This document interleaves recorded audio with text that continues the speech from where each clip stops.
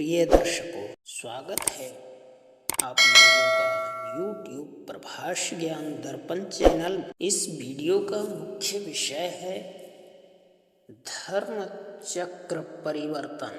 तथागत बुद्ध ने किस प्रकार से पूरा विश्व को एक बौद्ध के रूप में परिवर्तन कर सारी दुनिया को चकित कर दिया था।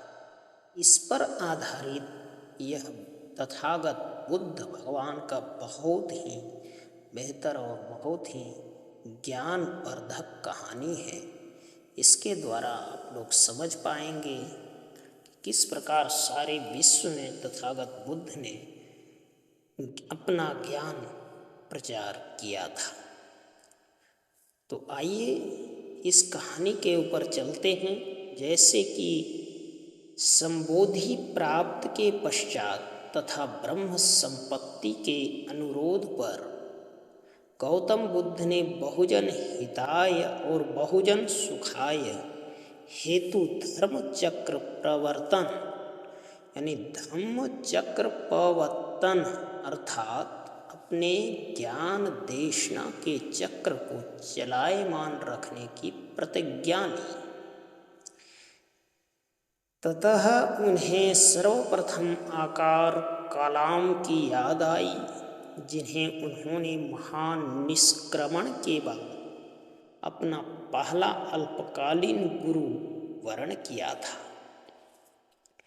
लेकिन दिव्य चक्षु से उन्हें ज्ञात हुआ कि आकार की मृत्यु हो चुकी थी।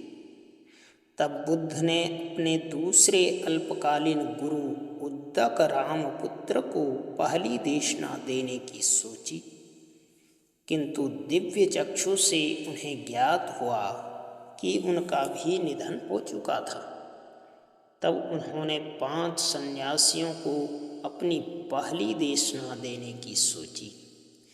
ये सन्यासी 6 वर्षों तक बुद्ध के साथ कठिन तप करते रहे थे, किंतु बुद्ध ने जब अति कठिन साधना की अनुपयुक्तता को समझकर सामान्य भोजन को उन्मुख हो गए, तो वे 5 तपस्वी उन्हें छोड़ सारनाथ चले गए। बुद्ध ने अपने उन 5 तपस्वी साथियों को अपनी दिव्य चक्षु से सारनाथ के इसी पतन मृगदाय मृगों के उद्यान में देखा, और तब वे सारनाथ के उसी उद्यान में पहुँचे। तपस्वियों ने बुद्ध को जब वहाँ पहुँचे देखा तो उन्होंने उनकी उपेक्षा करने की सोची, किंतु जैसे ही बुद्ध को उन्होंने निकट से देखा और उनकी अनूठी प्रभा का साक्षात्कार किया तो उन्हें पर्याप्त सम्मान दिया। सर्वप्रथम बुद्ध ने उन्हें 4 आर्य सत्यों की शिक्षा दी। 4 आर्य सत्य हैं: दुख, दुख का कारण, दुख निरोध। दुख यानी दुख निरोध का मार्ग अर्थात सम्यक दृष्टि, सम्यक संकल्प, सम्यक वचन, सम्यक कर्म, सम्यक आजीविका, सम्यक व्यायाम यानी प्रयास, सम्यक सति यानी स्मृति तथा सम्यक समाधि। उपर्युक्त अष्टांगिक मार्ग ही मध्यम मार्ग कहलाता है, क्योंकि यह जीवन लक्ष्य प्राप्त करने के 2 अतिवादी मार्गों का निराकरण करता है। इनमें से प्रथम अतिवादी मार्ग है ऐन्द्रिक सुखों एवं भौतिकता से पूर्ण, तथा दूसरा है जीवन लक्ष्य की प्राप्ति हेतु कठिन तपस्या एवं आत्म उत्पीड़न से युक्त।